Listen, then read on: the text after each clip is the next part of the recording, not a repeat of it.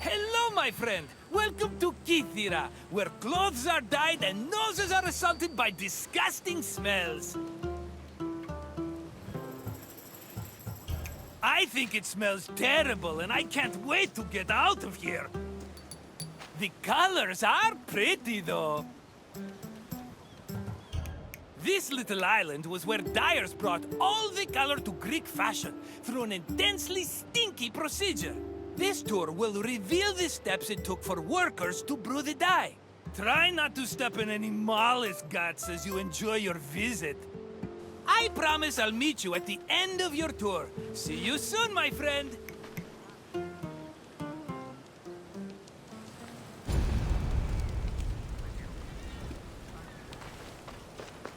In Greece, fabric and clothing were colored using natural dyes from shellfish, insects, and plants. Skilled craftsmen across the Greek world extracted dyes from these sources and combined them with other substances to create a variety of colors.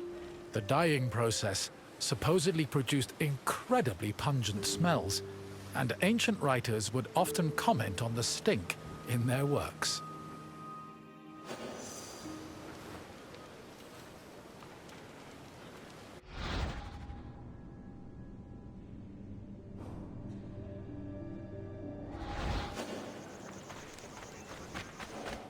Murex is the generic name for 3 species of mollusks that reside in the Mediterranean.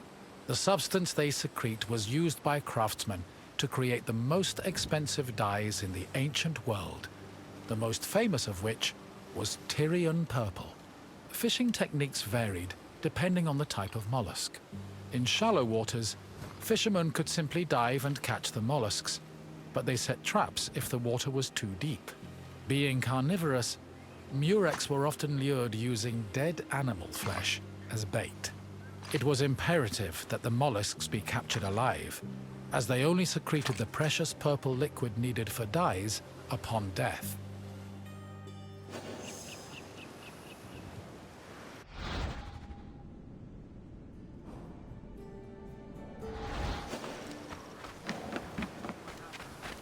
The purple liquid that made up most dyes came from a gland in the murex.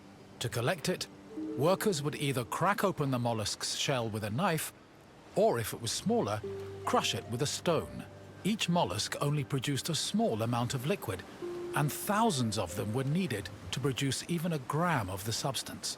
Because of this, captured mollusks were usually kept alive in seawater immersed baskets, until enough had accumulated to produce a satisfactory amount of dye.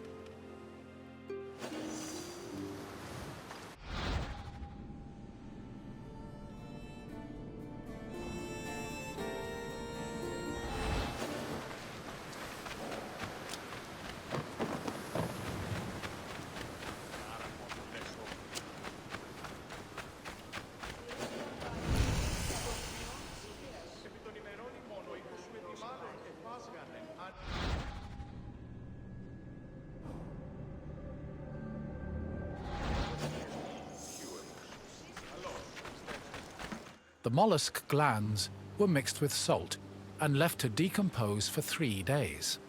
Afterwards, the resulting mash was placed in a vat, where it boiled until it was thickened and reduced to 1/16 of its original volume.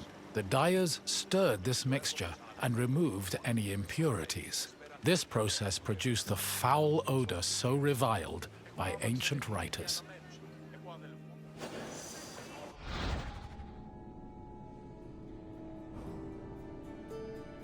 The mollusk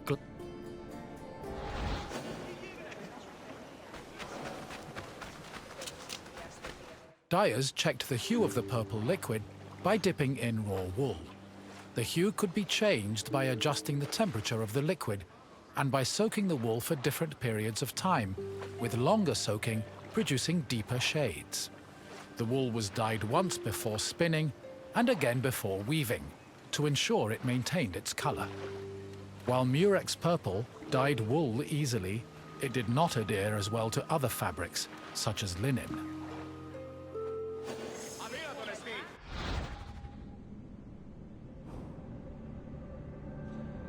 Dyers checked the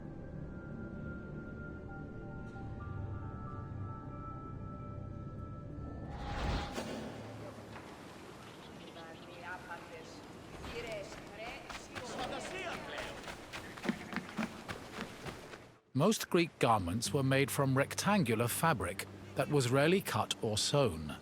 They were normally folded around the body, with girdles, pins, and buttons. Dyeing served to give the garments a more unique style. Decorations were also widely used, and were either woven or painted on. They depicted things like animals, human figures, and mythological scenes.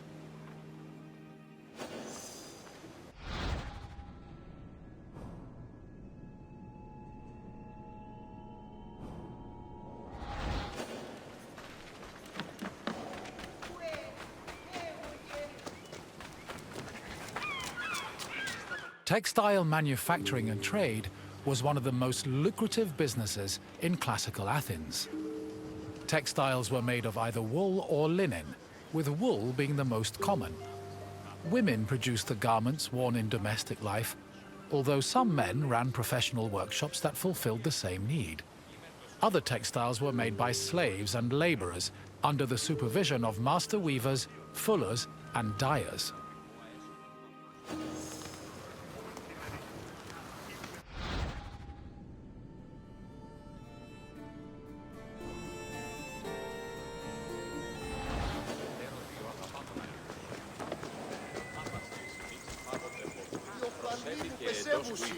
Clothes didn't just keep people warm. They were used as a way to communicate social identities like gender, status, and ethnicity.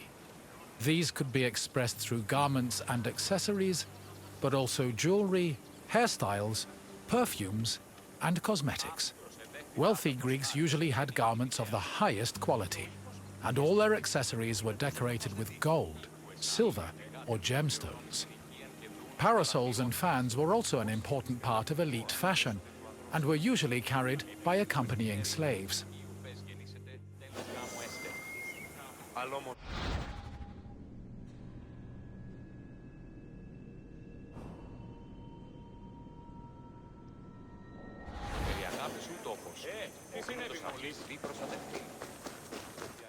The most common Greek garments were the peplos, the chiton, and the hymation. The peplos, typically worn by women, was a body-length cloth. It was folded back on itself and worn draped over the body and pinned over the shoulders. The chiton was a long garment with sleeves. Ankle-length chitones were normally worn by women, while men wore shorter versions of the garment. A hymation was a mantle that was worn over both the chiton and the peplos. Outside of daily life, there were also specialized clothes worn only in exceptional situations like weddings and religious ceremonies.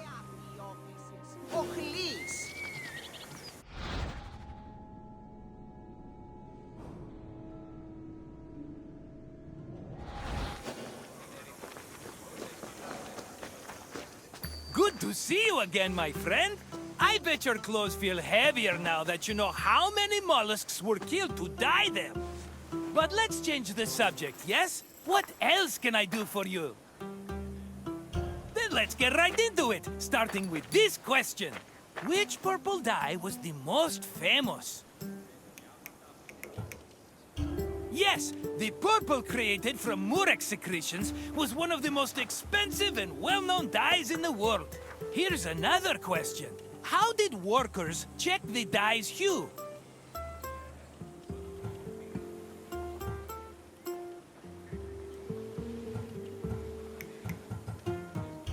Correct! Workers dipped wool into the mixture to gauge the exact hue of the dye. Almost done, my friend. Just one final question. Which body-length garment was typically worn by women?